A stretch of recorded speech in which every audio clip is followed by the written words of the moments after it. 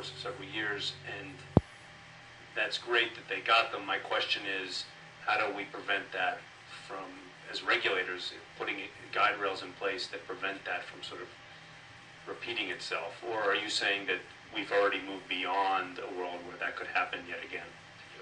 There will always be bad actors. You know, it happens in the cash economy too, right?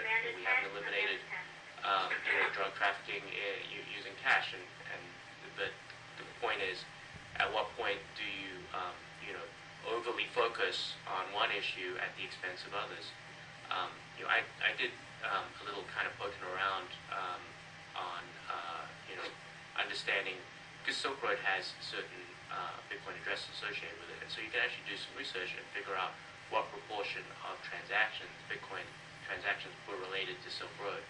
And I did this, research with publicly available information,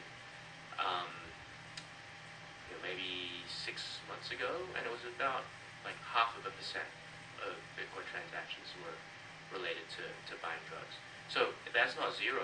I mean, so there's work to be done, but it's far from the the pervasive use case that I think some folks in the media might portray it to be. This is not an out of control problem, and it's only getting better because you're seeing a change in the nature of the people in the Bitcoin ecosystem. I think yesterday's a message that Bitcoin's a terrible place for criminals to conduct criminal activity. Cash is untraceable; it's truly anonymous. Bitcoin's not. But that being said, gateway companies should, and I think that qualifies as the edges of the world of getting, bringing the fiat world into Bitcoin and Bitcoin into fiat. And I think those should be seen differently in terms of regulation as another company that lives completely inside of the Bitcoin ecosystem. So maybe there's a gradation or a priority with regards to regulation, but I think a gateway company that is a choke point in and out of the system is definitely one that is important to look at from a regulatory standpoint. But I agree completely with what Jeremy said, and I think that the price of Bitcoin, the market has spoken. It couldn't be clearer that people demand Bitcoin and are interested for anything but illicit activity. Okay, so I'm going to move away to Mr. Silber. You talked a little earlier about who you think should be regulated in the marketplace, which sort of actors and which shouldn't. And I guess my question for you is, I think you had mentioned that the miners shouldn't be. So I'd like to kind of hear some reasons why, then open it up to the rest of the panelists to explain sort of who would you think needs to be regulated in this marketplace and who doesn't, and why. Sure, yes, it's going to repeat what I said. If the focus is on money laundering and drug trafficking and protecting consumers who have money with a company, you're talking really about the wallets and you're talking about the exchanges. So if I carve those guys aside and I think about a merchant that accepts Bitcoin, I don't see any risk that they provide to society. If I think about consumers that are using Bitcoin, no risk.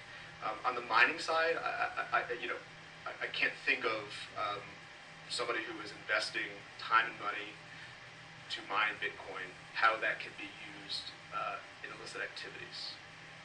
They would ultimately, if they want to monetize that, they're going to have to use one of these exchanges that will be regulated. So that's why my initial reaction is I'm not sure how or why they should be regulated. Practically speaking, I think it's a difficult question because it's such a global pursuit. Mining is guilds, and it's collected from all over the world.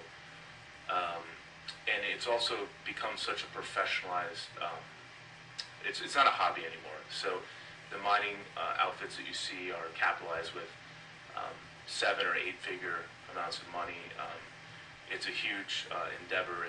They're massive startups and data centers. So I don't know why a criminal would go through, have all those expertises, execute for at least 6 months to a year just to get Bitcoin, then to have to, go to an exchange like Barry said and realize that they can't pass the KYC ML. It just seems like not the path that they would take.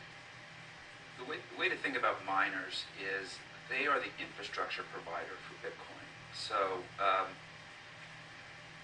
most entrepreneurs today, when they build a website, they build it on something like Amazon Web Services. Amazon operates this massive, server farm, and the entrepreneurs build their software and deploy it on Amazon's web servers. The miners are playing a similar role in the world of Bitcoin to that. Today, they both create new Bitcoin, they mine Bitcoin, and they also are the ones who are clearing the transactions in the blockchain. That is actually one and the same. Eventually, when all 21 million Bitcoin are mined, they will then move over to just clearing the transactions of the Bitcoin, and I believe that there will continue to be some Bitcoin-related compensation for doing that. And that's a little bit wonky, and people are like, what? But really what we're talking about is they are the ones who are running the infrastructure that makes Bitcoin work. They are, instead of, the payment processors who run, the Visa network, the miners are the transaction processors who clear the Bitcoin transactions in the public blockchain. And so the point that Tyler made was that they are now professional operations.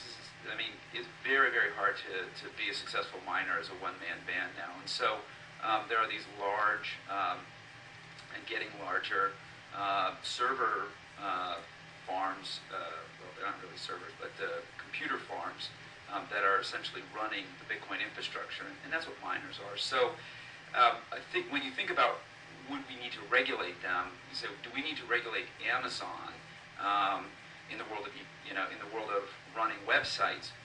I'm not really aware that that's a regulatory issue, and so I would think miners would be in the same camp.